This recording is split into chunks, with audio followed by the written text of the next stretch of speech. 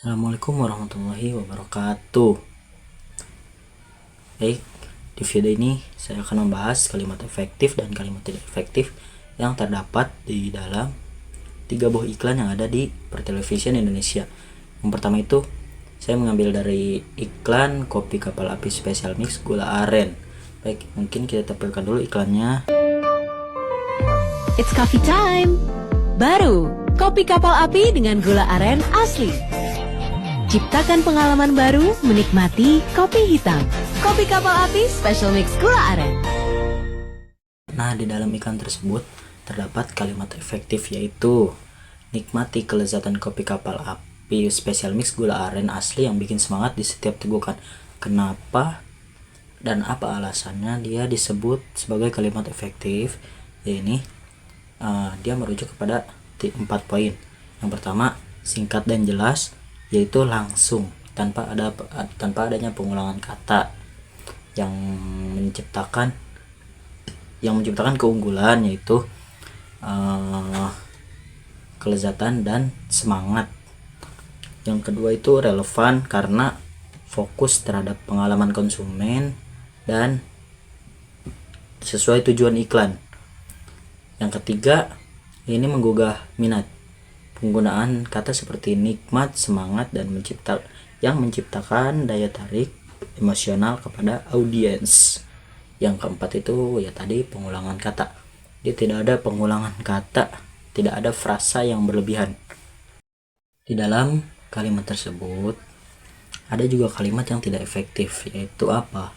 Kopi kapal api special mix gula aren yang jelas lebih enak dan bikin semangat di setiap tegukan yang Anda minum setiap hari. Nah, dari kalimat tidak efektif ini ada beberapa alasan yang membuat dia menjadi kalimat yang tidak efektif. Yang pertama, dia menggunakan kalimat yang bertele-tele. Kalimatnya yang terlalu panjang dan mengulang ide di setiap tegukan dan yang Anda minum di setiap hari. Dan itu menggunakan 2 kalimat tapi dalam satu makna. Dan itu yang sangat tidak efektif. Dan alasan kedua ya ini kurang fokus karena kurang ringkas dalam pemilihan kata yang tidak efisien sehingga dapat membingungkan atau melelahkan audiens karena terlalu banyak ide yang mungkin kurang dalam hook atau yang membuat orang malas untuk menonton. Yang ketiga itu kurang ringkas, ya tadi yang terlalu bertele-tele. Yang keempat itu kata-katanya pengulangan membuat pesan utamanya kehilangan daya tariknya karena dia mengulang 2 ide yang membuat audiens itu bingung untuk mengambil ide yang mana. Tuh. Baik, selanjutnya di dalam iklan yang kedua yaitu iklan Japota sapi panggang bersama JKT48 yang terbaru ya. Ini kita tonton dulu videonya.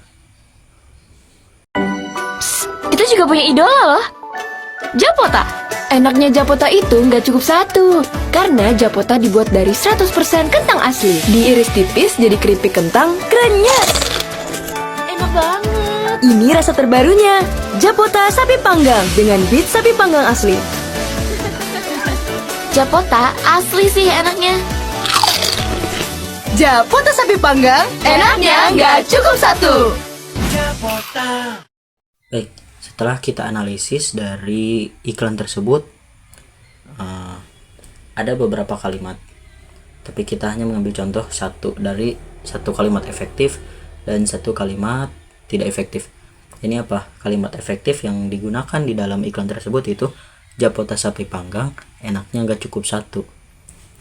Alasannya ada 3 alasan di sini, itu singkat dan jelas. Kalimat ini langsung menyampaikan kelezatan produk dengan singkat, padat, dan benar-benar jelas. Japota sapi panggang, enaknya nggak cukup satu. Dan itu sudah membuat menarik penonton. Yang kedua, menarik perhatian. Frasa yang digunakan yaitu enaknya nggak cukup satu, itu menekankan kenikmatan yang membuat konsumen ingin mencoba lebih, yang membuat sensasi itu benar-benar ditekankan bahwa rasanya Japota sapi panggang itu enak. Yang ketiga itu mudah diingat. Struktur kalimat yang sederhana memudahkan konsumen untuk mengingat pesan iklan. Ya karena memang kalimatnya singkat, mudah, dan kita mudah memahami dan langsung kita mengerti. Yang kedua itu kalimat yang tidak efektif di dalam iklan Japota sapi panggang itu, yakni Japota sapi panggang adalah keripik kentang dengan rasa sapi panggang yang sangat enak dan lezat sehingga Anda pasti ingin memakannya lebih dari satu kali.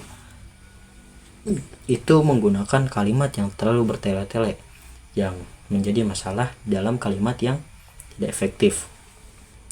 Terlalu panjang, kalimat ini terlalu bertele-tele sehingga membuat audiens itu sulit untuk memahami dan mendengar dari iklan tersebut.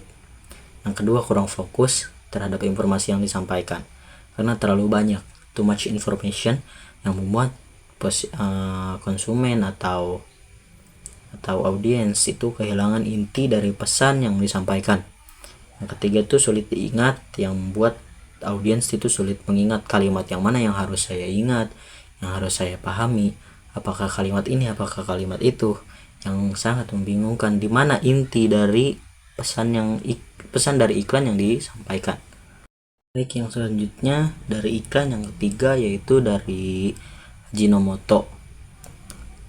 Baik, kita tonton dulu iklannya. Health provider. Pagi Pak Bayu. Pagi Pak Haji. Kenapa Pak? Pusing. Darah tinggi tuh. Kurangi risiko darah tinggi dengan bijak garam. Tuh. Oh, Ada kemasan kertas. Nah, Ajinomoto juga ngurangin plastik pada kemasannya dan membuat stasiun daur ulang untuk kesehatan dan kelestarian lingkungan. Yuk jadi kawan health provider. Kami health provider, kami peduli. Ya, setelah kita analisis lebih lanjut apa saja kalimat efektif dan kalimat tidak efektif yang terdapat di dalam iklan tersebut, itu kalimat efektif yang digunakan adalah Ajinomoto mendukung gaya hidup sehat dengan produk rendah garam, yang memiliki beberapa alasan. Yang pertama, singkat dan jelas. Yang paling utama, kalimat ini langsung merujuk dan menyampaikan komitmen bahwa Ajinomoto mendukung kesehatan melalui produk rendah garam. Itu. Yang kedua, fokus kepada manfaatnya, yaitu menekankan produk dalam mendukung gaya hidup sehat. Yang ketiga, mudah diingat. Struktur kalimat yang mungkin sangat pendek, tapi itu membuat pesan yang mungkin dalam dengan memfokuskan kepada gaya hidup yang sehat. Dan selanjutnya, kalimat yang tidak efektifnya itu, Ajinomoto adalah perusahaan yang berproduksi berbagai macam produk makanan termasuk bumbu dan penyedap rasa dan lain-lainnya itu, dan masih banyak. Ya, itu yang menjadi alasan utama kenapa kalimat itu menjadi tidak efektif, itu kalimatnya terlalu bertele-tele. Itu menjadi masalah inti dari kalimat yang tidak efektif. Alasannya yaitu terlalu panjang dan bertele-tele sehingga sulit bagi audiens untuk menangkap pesan yang disampaikan ini. Dan kedua yaitu informasi terlalu berlebihan, dan ini sangat-sangat berlebihan yang tidak bisa dibilang sebagai kalimat efektif. Yang ketiga, yang mungkin kurang fokus, maka tidak ada peran utamanya yang menjadi rujukan apa peran utama, apa inti dari kalimat-kalimat itu, tidak seperti kalimat yang efektif tadi yang sudah dijelaskan. Mungkin sekian penjelasan tentang kalimat efektif dan kalimat tidak efektif dari beberapa iklan yang ada di pertelevisian di Indonesia. Kurang lebihnya mohon maaf. Assalamualaikum warahmatullahi wabarakatuh.